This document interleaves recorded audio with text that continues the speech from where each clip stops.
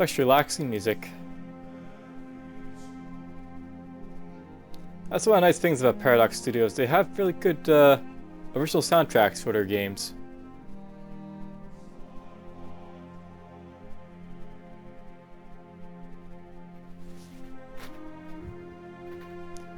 It's been a long time coming since I've wanted to do a recording of this. And now, I finally do.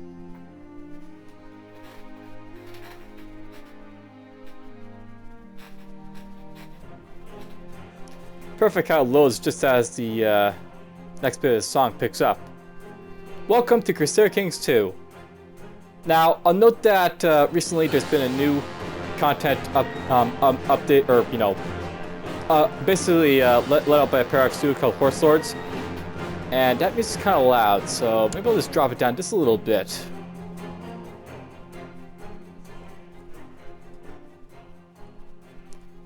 That's another thing about the music. It sometimes has these bouts where it gets really loud or really soft. Kind of like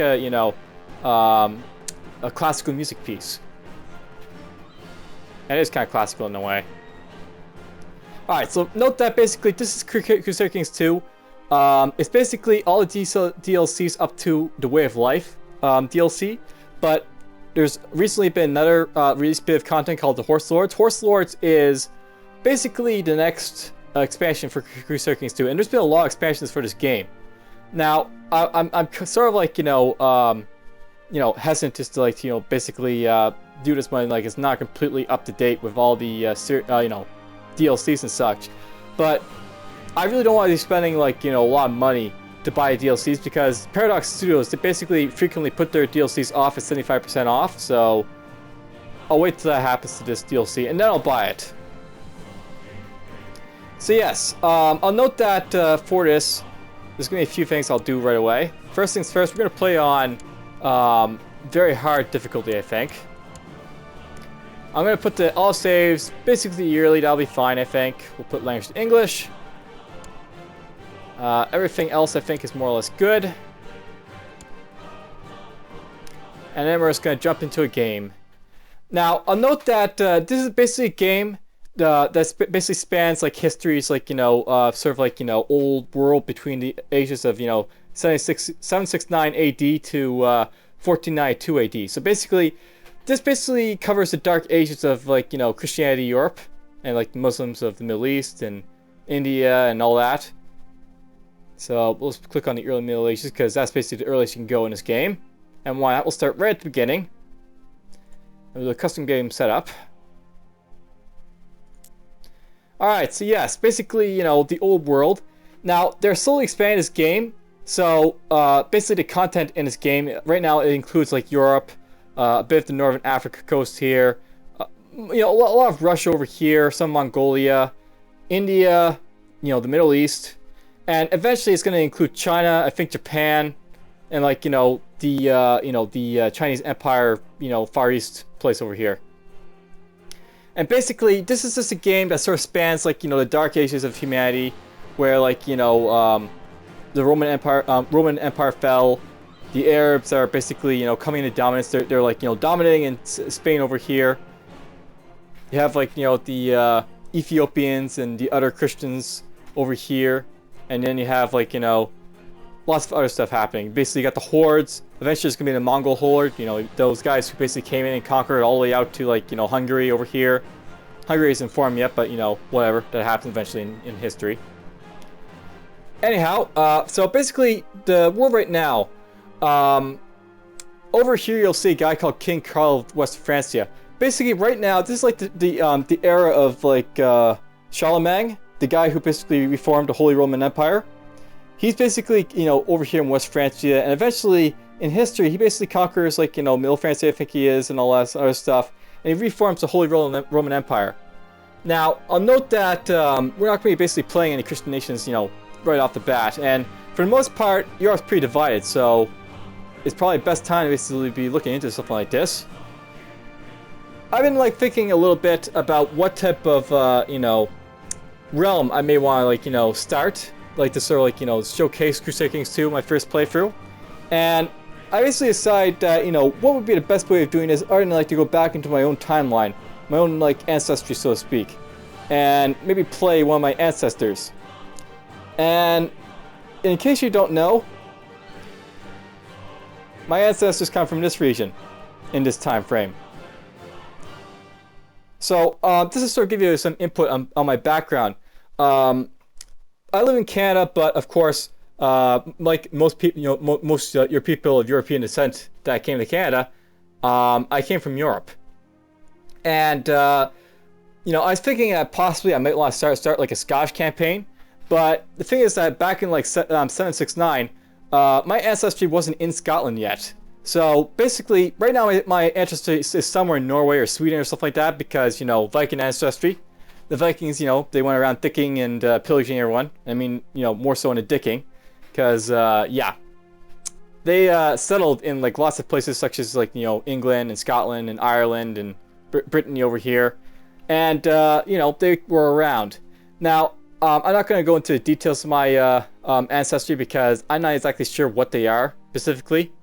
I mean that in earnest. Like, basically, my ancestry, it comes from here. But it's kind of mixed as to like what like the actual like way they came from here to here is.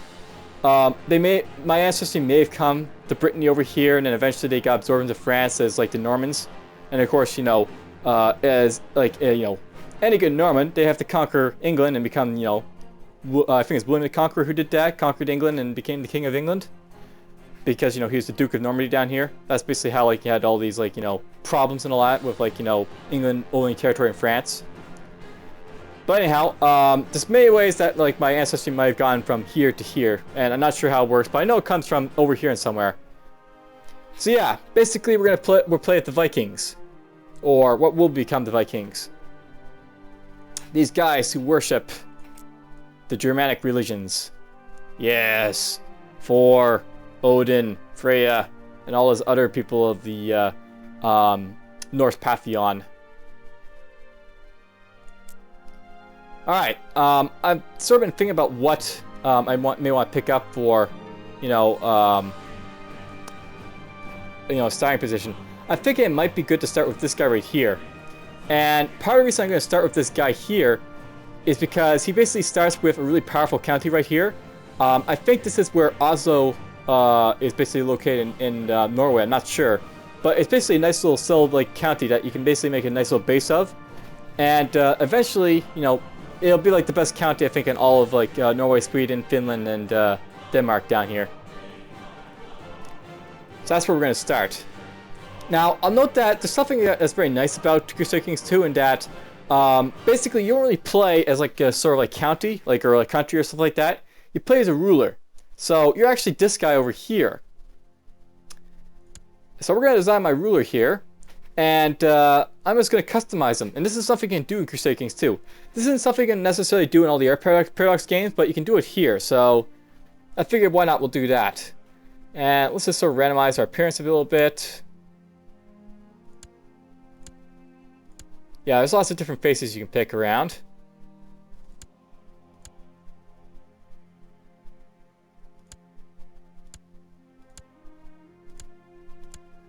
I'm not really seeing... Well, that's an okay one, but I need a better hair than that. Let's go... Hair color. That looks fine.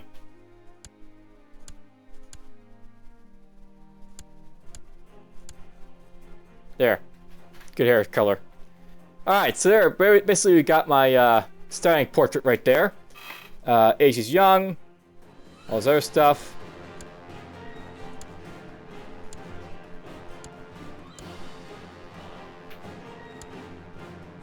Lots of different portraits you can basically pick up if you want to. There we go, let's go with that. Alright, coat of arms. Wait, I think the north is fine, okay. So coat of arms. So we can basically mess around with our coat of arms so that, our family crest is like whatever. So let's see here. Let's go like different like, things here. So here's like all the different designs. You have like a dragon on a horse, a pig, several pigs.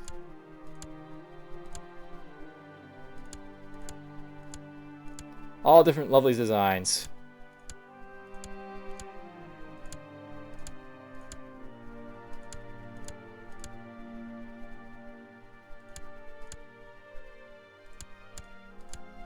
What will I be?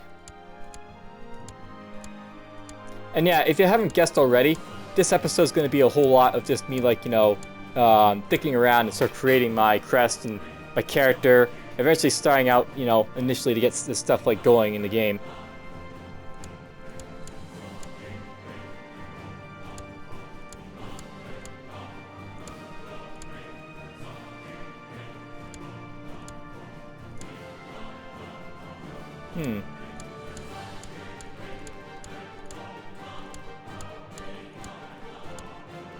Blue on blue, that looks pretty good. And there's nothing else I can really do. Okay, so there's my crest. I'm going to have like the Thunderbolt with the blue background. Alright, so I'll note that I sort of like wrote down a little bit about what type of like, you know, setup I'd have for my character. Basically, there's a whole lot of like different traits and like other stuff that your character can sort of have, different stats, like basically, will basically change how your character sort of operates in the game. You can have like different sons and daughters. You can have, you know, health and fertility. You know, your culture, religion. Your like, you know, this basic stats of diplomacy, martial stewardship, intrigue, and learning, which basically dictate how you like, you know, orientate in the game. All that lovely stuff. So first things first, we're going to add in a bunch of traits here, and the first trait I'm actually going to add in.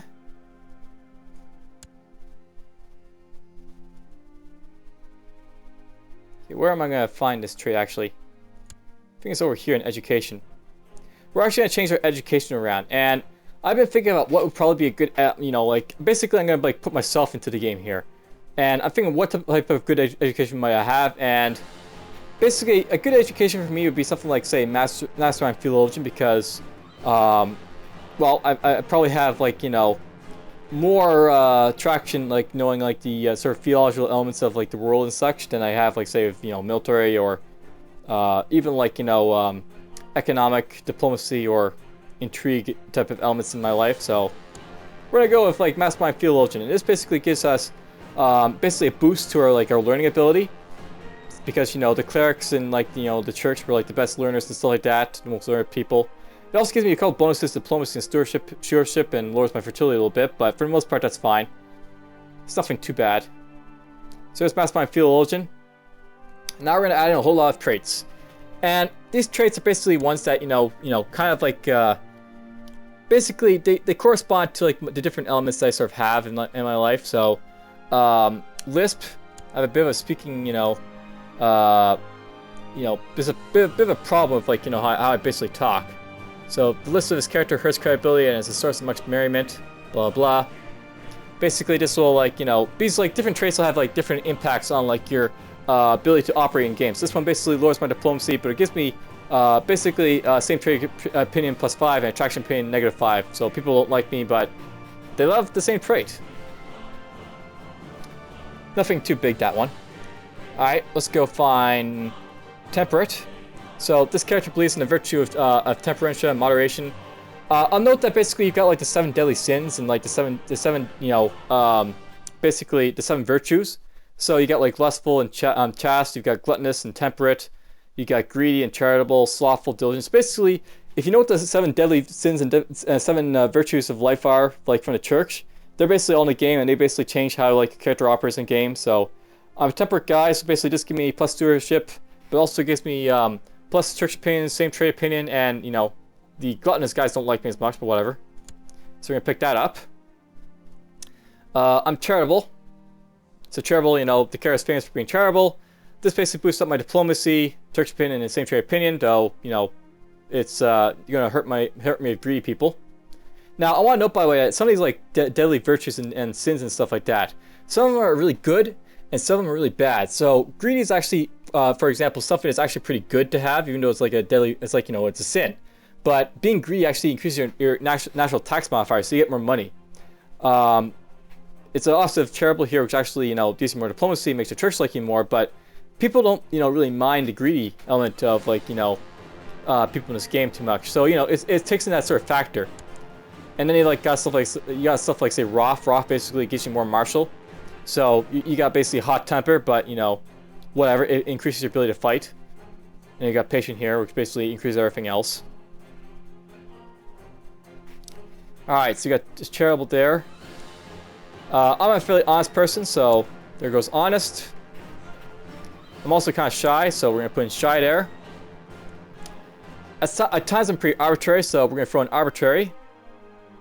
I'm also pretty cynical. And I'm trusting. Now, I've sort of debated with myself if I really want to throw this one in there, but we're going to throw in content. And content basically is like a sort of interesting thing to basically put in there. Content is basically this really awesome thing if like you have it on characters who are like your underlings. So for rulers, you want to have content vassals because it basically makes them like you a whole lot more. But for like a ruler like myself, this is actually a really bad thing to pick up. But whatever, we're gonna pick up content because that's what I'm like. I'm content. So here's my character. The final stats for it are gonna have like really low intrigue, but it'll have fairly good learning, decent stewardship, okay martial, and pretty good diplomacy. Not gonna have any sons, not gonna have any daughters. My health and my fertility are gonna be, you know, whatever. So yes, there we are. Now, I'll note by the way, if you actually go around and like customize a character, you can't enable iron mode. So you can't enable iron mode with this on. So we're just going to disable that. Basically, if you customize a character, you can't like iron mode the game and have it so you like, you know, you play without saves. And I'll note by the way that you need to have iron mode on if you want achievements. And I sort of debated not doing this, but I was like, it's Crusader Kings II, and I'm going to be playing for like, you know, a lot of turns. It's likely this game's going to crash. So we're not going to worry about Iron Man. Iron Man is not something I'm going to care about at all. We're just going to go with like a custom character. We're going to play with saves, and that'll be that. And you know what? I probably should read some of this stuff down here. So let's just sort of get to reading, because reading's a big part of this game. Because, you know, lots of information. Very historical game. The early Middle Ages started with the fall of the Western Roman Empire in the early 5th century. The earlier part of the era saw the great Germanic and Slavic migrations across Europe, with peoples such as the Goths and Lombards settling in southern Europe, the Franks settling in Gaul, and the Saxons crossing the sea and settling in Britain. The Eastern Roman Empire was violently shaken by the pressure from the Goths and Avars and fought bitterly with their ancient Persian enemy. The rise of Islam saw the Arabs conquering immense amounts of territory in the Middle East and North Africa, and in India, several great dynasties vied for dominance, with the Rashtrakutas rising towards the end of the 8th century. In the steppes, the Khazars grew in power. In Scandinavia, things were about to change in a way that would affect the entire continent. So yes, we're about to infect the entire continent because we're Vikings. And you know what Vikings do? Or at least if you don't, you're going to find out. Alright, so initializing game, adapting history. And let's jump in.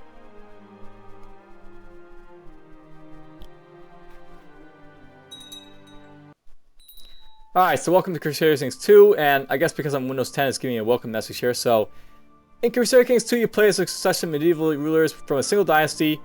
There is no set goal, but the world is filled with ambitious rivals. Secure more land to increase your power and protect your family. You can't hold infinite amounts of land yourself. To expand, you will need to rely on vassal rulers.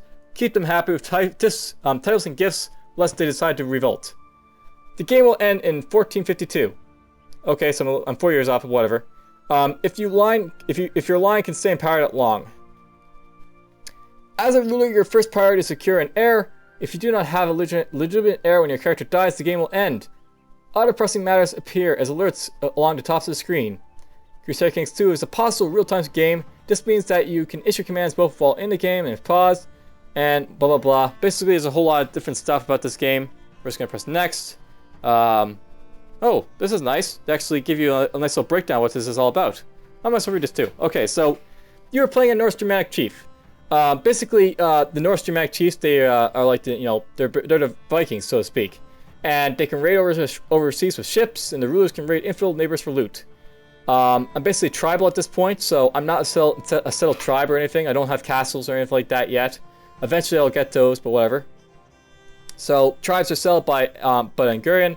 Each county can only have one tribal holding, representing the entire local tribal population. The more empty holding slots, the more powerful the tribal holding. Tribal rulers are limited to the elective Gallican succession law, which tends to fragment the realm between sons and the death of the chief. So we're going to have some issues with heirs, you know, when we get to that, but whatever. Basically, I can hold tribal and fort holdings without penalties. Can build temple, tribal, and fort holdings. Use prestige to build tribal holdings. Can call tribal government vassals to arms instead of using liege levies. Do not get vassal tax from tribal government vassals. Tribal dynasty may grow decadent if the religion also allows it, which it doesn't, which is good. Rulers can raid influential neighbors for loot. Desert law effect are ignored. Male rulers can take up to free concubines. So hooray! More wives! Can reform to feudal Ikta or Merchant Republic government. So eventually, if I want to, I can become a more advanced type of society. And that's basically, castle ruler, a religious ruler, or, merchants. Those type of guys. In the early Middle Ages, the ancient Germanic belief system is still dominant in Scandinavia and northern Germany. A pantheon of gods under the wise warrior god of Odin, or Woden, rules all the branches of the world tree, Yggdrasil. The other two main gods are Thor, friend of mankind, and Frey, god of fertility.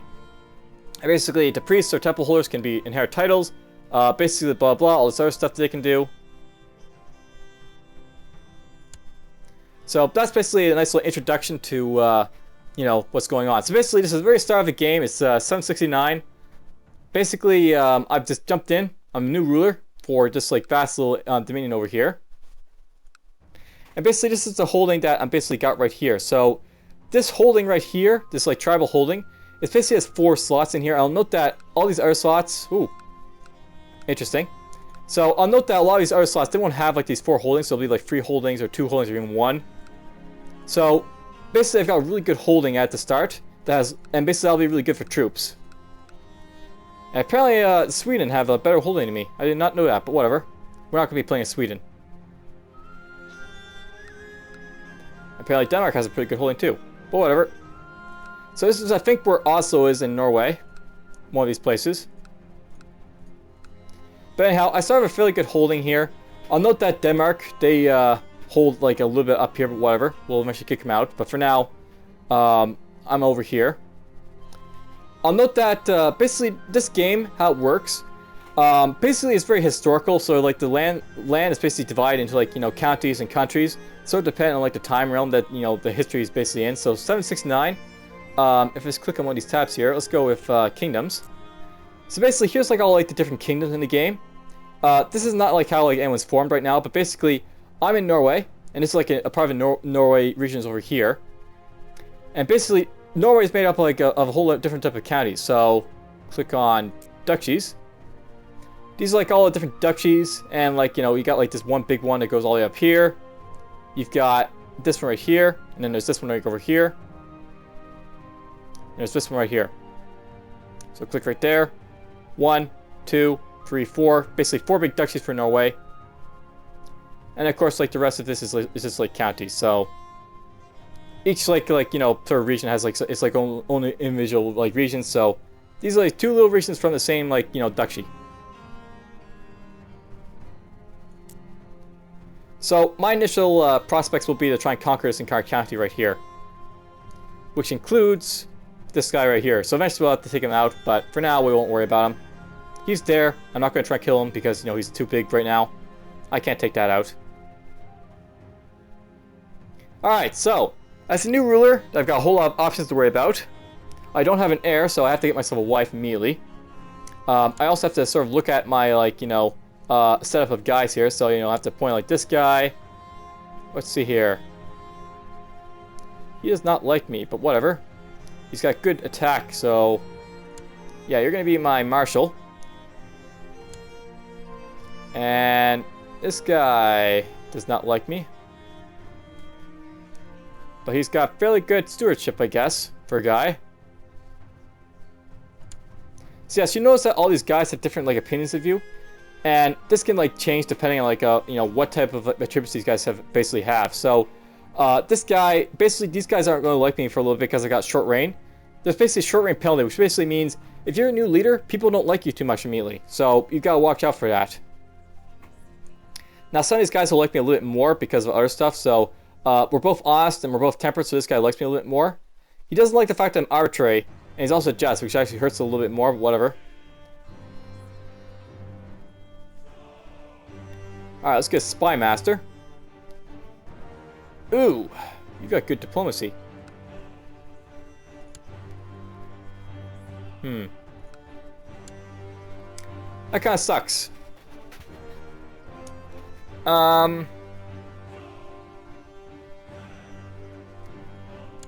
Let's put you there, LL. I'll notice that's a woman right there.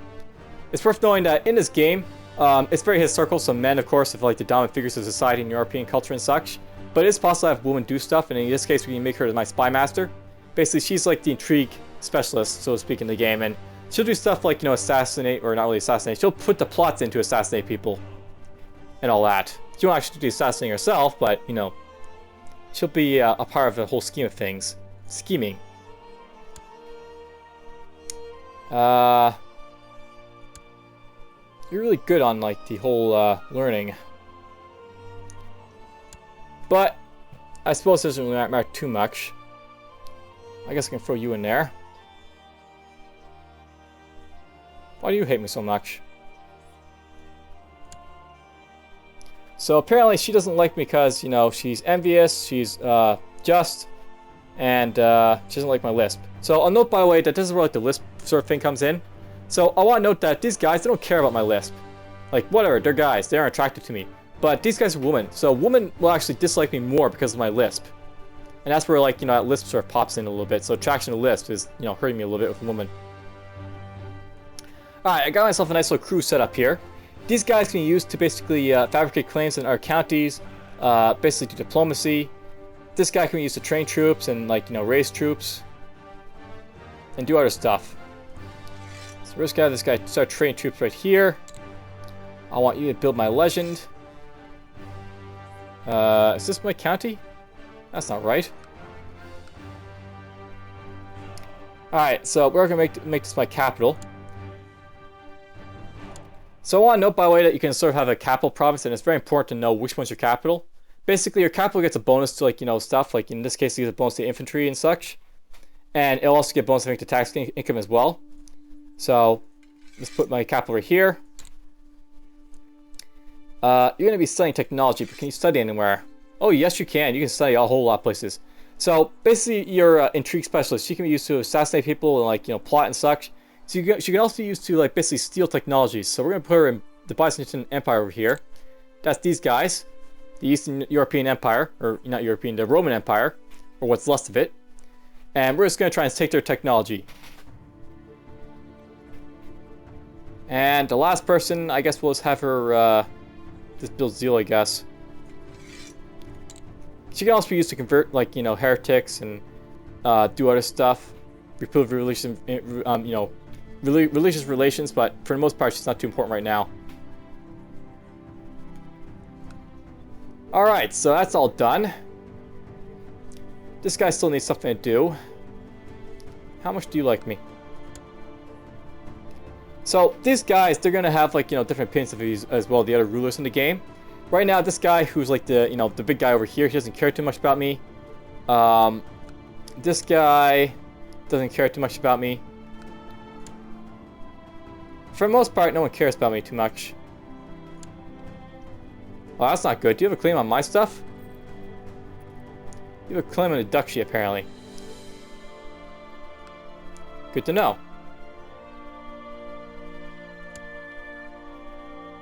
No one has the duchy claim, or the duchy at the moment, but whatever.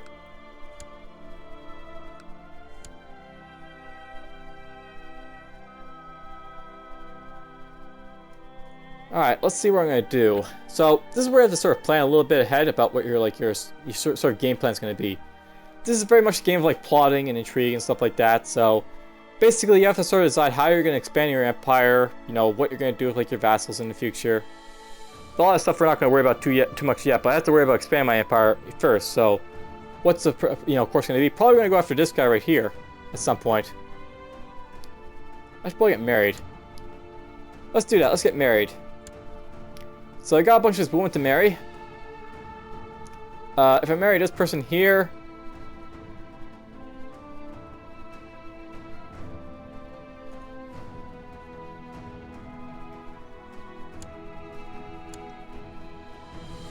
who is she? Kind of wish I could actually, you know, click on her. Oh, there we go. All right, so who are you? You're a child of this person right here. Okay, you're over there. You're not too bad. So I'll know by the way that you can ally people, and you know, this game is very historical, shall I say. I keep saying that, but basically, how you ally people is by marrying them. It's like you marry into their families, and then you have like, you know, the marriage bonds. And so if I marry this guy's daughter, he's gonna be my ally, and well, I can basically call him into war and such. That's how alliances work in this game. So we're actually gonna marry this baby right here, basically. I'm not sure if I'm gonna live that long. Might be a bit of a risk, but whatever. We're gonna try and marry this person. He says yes. So basically what this will do, I'm basically gonna gain 1 prestige for marrying the guy in the House of Vendel here. And in 15 or 16 years, when this person comes of age, I'll be able to bang her and make kids. And essentially, this guy will be my ally once that happens. Of course, here's the problem. Is he gonna live that long? Or is this gonna live that long? I suppose if he's like the brother, I'm still gonna have the alliance, but it's worth knowing you have to sort of watch out for stuff like that. And you know what? Probably the best thing I could probably do here, I'm just gonna click on one of these other women, I think. So it's very important to check the ages of the kids and, like, you know, of women that you marry. And basically, part of the reason I'm sort of worrying about, you know, marrying her now is just the fact that she's so young, and, like, you know, will there be any benefit to basically marrying her? I'm not really sure.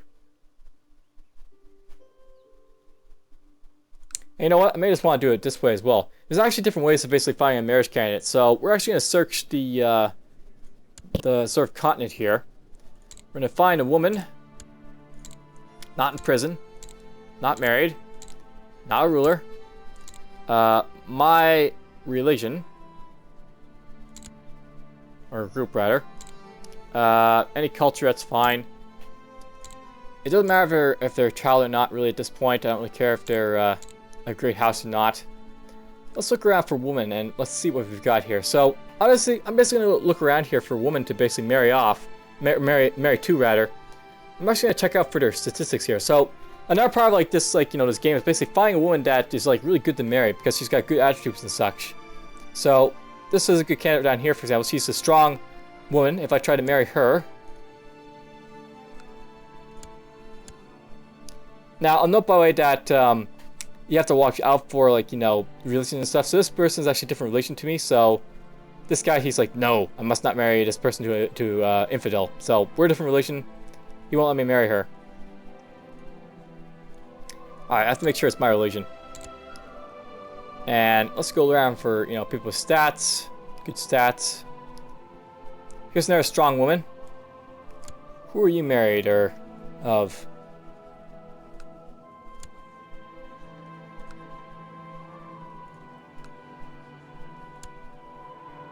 I did this wrong. We're just gonna arrange marriage, me. Alright, so here's someone I can marry, and I'm actually gonna lose prestige for doing this, and prestige is actually a score in this game, but she's actually got really good stats. Basically, if I marry this person, she's gonna have a strong characteristic, which means that every child I basically have will have a chance of being strong, which will really help, like, with the ability to basically do stuff. So there's a candidate. Now, here's another good candidate right here. It's basically, here's a genius. Geniuses, like, are also, you know, they're smart people doing. In a moment, we're just going to quickly shut off my my friends list, so I don't get messages at the moment. So yeah, I guess I got a genius down here. I can marry that to get, like, you know, statistics and, like, you know, brilliant children and such. Alright, so I got myself a genius, and I got the strong chick here. Basically, she's got a whole lot of bad traits. You want to watch out for traits, by the way, because, you know, they can really hamper or hurt your character. This is a great trait to have, but she's also got a whole lot of bad ones, too. I think we're going to marry this one. She's got less bad traits, or, you know, at least ones I really care about. She's only got one really bad trait, and that's shy, but, you know, this is a minor thing. She's okay to marry. So we're going to try and marry her. And since we're going to marry someone, we might as well set an ambition. So ambitions are basically the things that your character will try and aim to do. So let's just try and get married. Now, I'm not sure what this is all about. It's a big character focus. So this is probably something new with the recent DLC, Way of Life. So I can be a focus on other stuff, I guess. So seduction basically increases my fertility and sex appeal. Let's see here, intrigue, rulership, or business. I can become a bear scholar, or I can become a theologian.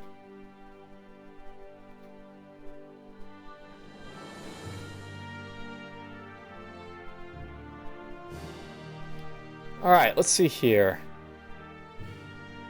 I think we might focus on war, because we're going to be doing a whole lot of war. So, Ander is engaged in all things martial, from melee training to reading the works of ancient generals. This focus unlocks the dual action via rivals and foes.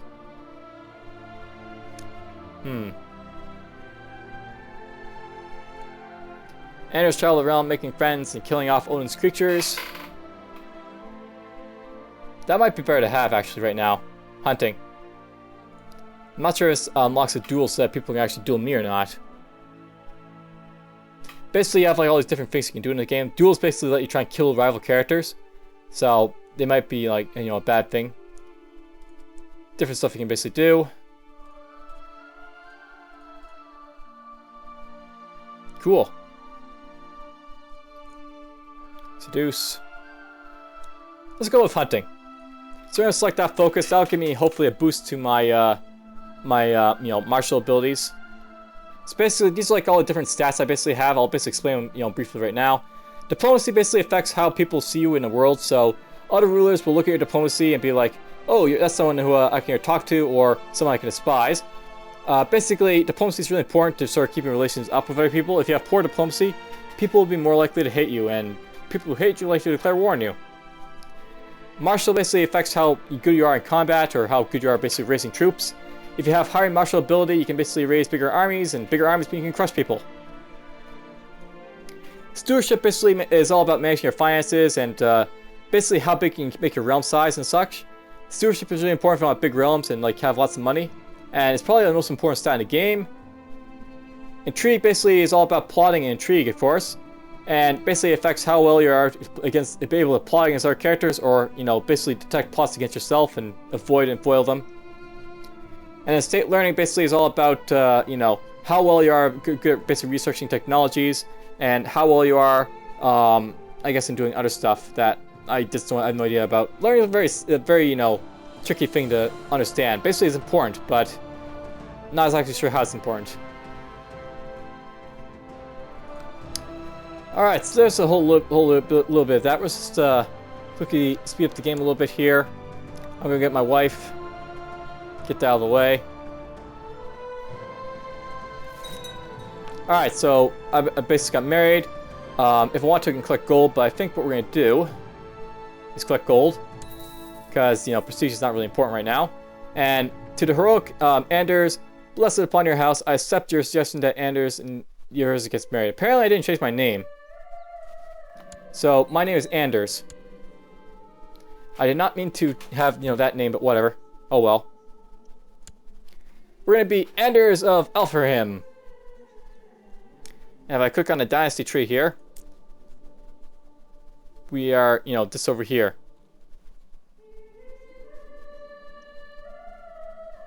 I guess it's kind of hard to see my name, but whatever. We're Elfrahim over here. Alright, next ambition I think will be to have kids. Let's have a son. I want to have kids. I want to bang me a woman. Alright, well, I think I've sort of rambled on enough for this episode. This is basically, you know, the opening episode. I'm not doing a whole lot more than that at the moment.